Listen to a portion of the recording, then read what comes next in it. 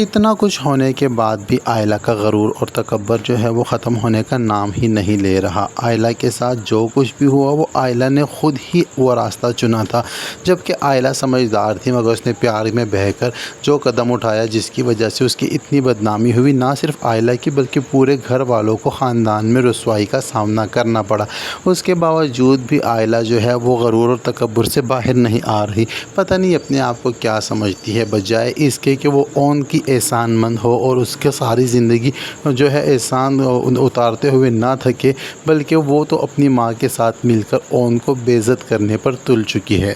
آئلہ کی بارات کی واپسی کے بعد جب راحت نے اپنے بیٹے کے لیے رشتہ مانگا آئلہ کا، تو ثاقب نے انکار نہیں کیا بلکہ خوشی کا اظہار کیا اور آئلہ کا نکاح اون سے کروا دیا۔ یہ سب کچھ اتنی جلد بازی میں ہوا کہ اون بیچارہ خود بھی نہیں سمجھ پایا کہ یہ سب کچھ کیا ہو رہا ہے اور کیسے ہو رہا ہے، لیکن اون نے بھی یہی بہتر سمجھا کہ اس وقت خاندان کی عزت بچانے کے لیے اس کے علاوہ کوئی دوسرا راستہ نہیں ہے، اور ساتھ ہی ساتھ اون کے دل کی خواہش بھی پوری ہو چکی تھی، کیونکہ اون جو ہے وہ تو آئلہ کو دل سے پسند کرتا تھا، لیکن آئلہ کے دل میں احتشام کی محبت ابھی بھی باقی ہے۔ وہ احتشام کو بھول ہی نہیں پا رہی، جبکہ احتشام نے اس کے ساتھ اتنا برا کیا، اس کو پورے خاندان میں بدنام کر کے رکھ دیا، اس کو بے عزت کیا، اس کے کریکٹر پر سوالیہ نشان اب تک ہے، اس کے منہ پر جو کالک ہے وہ اب تک احتشام کی وجہ سے ہی ہے، اور اس ساری کالک کے باوجود، سارے جو الزامات ہیں اس کے باوجود اون نے کھلے دل سے آئلہ کو قبول کر لیا ہے، لیکن آئلہ اور شمسہ جو ہیں وہ تو اون کو اب تک صرف 2% کا ہی سمجھ رہی ہیں۔ حال سے واپس گھر آنے کے بعد شمسہ نے جو ثاقب کے ساتھ لڑتے ہوئے اون کی بے عزتی کی ہے وہ ساری باتیں اون نے سن لی۔ اون تو بیچارہ اندر سے ٹوٹ گیا۔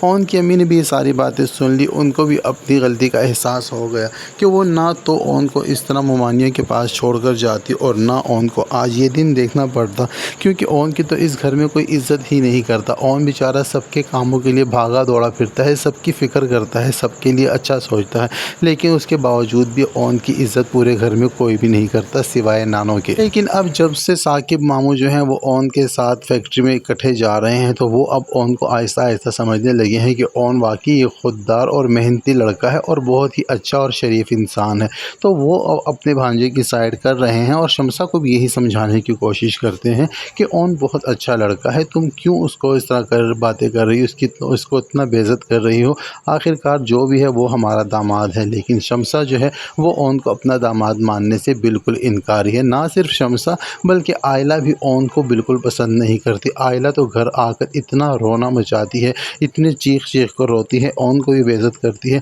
آئلہ کی یہ حالت دیکھ کر جو زورا ہے وہ بھی لڑ پڑتی ہے اپنی بہن سے اور اسے کہتی ہے کہ کیا ہو گیا ہے تمہیں، تم کیوں اتنا ایٹیٹیوڈ دکھا رہی ہو۔ دونوں بہنوں کی بھی آپس میں لڑائی ہو جاتی ہے۔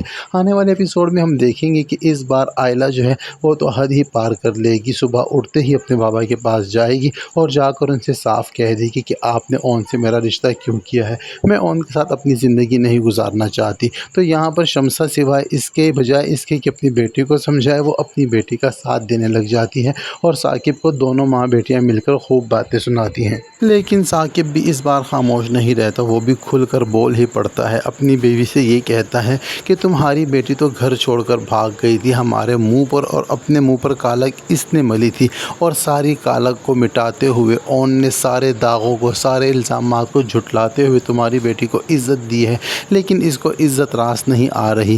تو یہ سنتے ہی آئلہ جو ہے چونک جاتی ہے اور وہاں سے نکل کر اپنے کمرے میں چلی جاتی ہے، لیکن ثاقب کا کہنا تو بالکل ٹھیک ہے کہ اس حالت میں اون کے علاوہ کون تھا جو آئلہ کو آگے بڑھ کر قبول کرتا۔ جتنے بھی رشتے والے آ رہے تھے بدنامی کے ڈر سے واپس جا رہے تھے، اور یہ جو آخری کیس ہوا وہ تو بارات لے کر ہی نہیں آئے، سارے رشتہ داروں کے سامنے اتنی بے عزتی اور اتنی بدنامی ہو رہی تھی، اور آگے بڑھ کر اون نے ہماری عزت بچا لی، سوائے اس کے کہ تم لوگ اس کو اپنے سر اور آنکھوں پر بٹھا کر رکھو، الٹا اسی کو بے عزت کر رہے ہو۔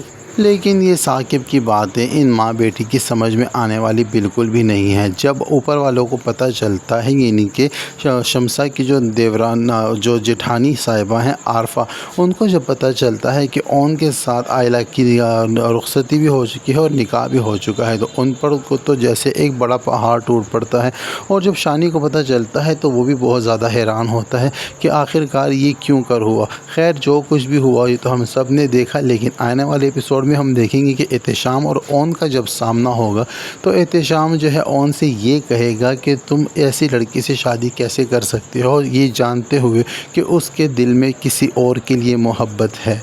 तो यहाँ पर एहतेशाम को जवाब देता है ओन और कहता है कि तुमने भी तो ऐसी ही लड़की से शादी की है, क्या तुम नहीं जानते कि तुम्हारी बीवी के दिल में किसकी मोहब्बत है। अब जो वो कहानी है वो तो बहुत ज़्यादा मिक्स अप हो चुकी है, क्योंकि आयला पसंद करती है अभी तक शानी को, और शानी की बीवी जो है रमला, उसके दिल में तो ओन के अलावा और कोई है ही नहीं, और ना वो किसी को जगह देने चाहती है, और इन दोनों के निकाह जो हैं अपोजिट साइड पर हो चुके हैं। तो अब कहानी जो है बहुत ज़्यादा उलझ चुकी है। खैर इनकी लड़ाइयाँ, इनकी नोक झोंक तो चलती रहेगी। अब जो नानी अम्मा हैं जो ओन की, वो ओन को समझाती हैं और कहती हैं कि आयला अच्छी लड़की है, उसके साथ जो कुछ भी हुआ उस वजह से वो बहुत ज़्यादा डिप्रेस है और परेशान है। उसका ये रिएक्शन तो बनता है कि अचानक से उसकी शादी तुम्हारे साथ होगी, उसने सोचा नहीं था। तुम अगर उसे प्यार दोगे, उसको सच्चा प्यार दोगे, उसके साथ वफादारी करोगे तो वो तुम्हारी तरफ माइल हो जाएगी। लेकिन ओन तो दिल से पहले से ही प्यार करता है। ओन की तो ख्वाहिश ही थी कि आयला को अपनी बीवी बनाए। ओन तो अब भी आयला को इज़्ज़त देता है, लेकिन आहिस्ता आहिस्ता आयला अब ठीक हो जाएगी या नहीं, ये तो आने वाले एपिसोड ही बताएंगे। आपको क्या लगता है कि ये कहानी किस तरफ जाएगी, क्योंकि ये कहानी तो बहुत ज़्यादा उलझ चुकी है। क्या आयला और ओन का आपस में प्यार हो जाएगा, और क्या एहतेशाम और रमला का आपस में प्यार हो जाएगा? रमला की तरफ से तो मुझे नहीं लगता, लेकिन आयला की तरफ से मुझे लगता है कि ओन के साथ आयला की मोहब्बत हो जाएगी। आपको क्या लगता है? कमेंट सेक्शन में मुझे ज़रूर बताएं। खैर जो भी होना था वो तो अब हो चुका है। ओन और आयला की शादी तो हो चुकी है, लेकिन अब फ़ारूक ने आरफा से साफ कह दिया है कि भाई वो तो शादी कर चुके हैं। उसने आरफा से कह चुका है कि शमसा ने तो अपनी बेटी को जैसे तैसे रुखसत कर दिया है, लेकिन अब तुम इन दोनों की रुखसती के बारे में सीरियस हो के सोचो। यानी कि वो ज़िशान और रमला की शादी की बात कर रहे हैं कि निकाह तो हो चुका है तो अब इनकी रुखसती भी हो जानी चाहिए, लेकिन रमला साफ मना कर देती है। वो कहती है कि मैं अभी पढ़ रही हूँ, मैं अपनी पढ़ाई को ख़राब नहीं होने देती। लेकिन यहाँ पर जो एहतेशाम है वो भी खामोश हो जाता है, वो भी आगे से कोई हाँ ना नहीं करता। लेकिन अब इनकी शादी भी करवाई जाएगी, और इनकी शादी तो शुरू से ही हम सबको पता है कि नाकाम ही है, क्योंकि रमला जो है वो तो आरफा से भी ज़्यादा बड़ी पागल है। वो तो किसी का लिहाज भी नहीं करती। आरफा को जो बहू मिली है वो उससे भी ज़्यादा 2 हाथ बढ़कर है। लेकिन आरफा का ये कहना है कि वो इसको सीधा कर रख देगी। आपको क्या लगता है कि क्या वाकई आरफा जो है रमला को सीधा करके रख देगी, या फिर रमला जो है वो आरफा को दिन में तारे दिखा देगी? क्योंकि रमला जो है वो भी तो आरफा का ही खून है, उसकी सगी भतीजी है, फूफो से कम नहीं, भतीजी कभी भी फूफो से कम नहीं होती। तो आगे कहानी जो है बहुत ज़्यादा दिलचस्प होने वाली है। आपको अगर ये ड्रामा अच्छा लगता है तो हमारे साथ जुड़े रहिए इसके प्रेडिक्शन और रिव्यूज़ देखने के लिए। अगर आपको हमारी वीडियो पसंद आती है तो वीडियो को लाइक और अपने दोस्तों के साथ शेयर ज़रूर कीजिएगा। और अगर आप इस ड्रामा के साथ किसी और ड्रामा का भी प्रेडिक्शन और रिव्यू जानना चाहते हैं तो वो भी हमें कमेंट बॉक्स में ज़रूर बताएं, ताकि हम आपके मनपसंद ड्रामास के रिव्यू और प्रेडिक्शन आपके लिए लेकर आते रहें। अब तक के लिए इतना ही, मिलते हैं नेक्स्ट वीडियो के साथ।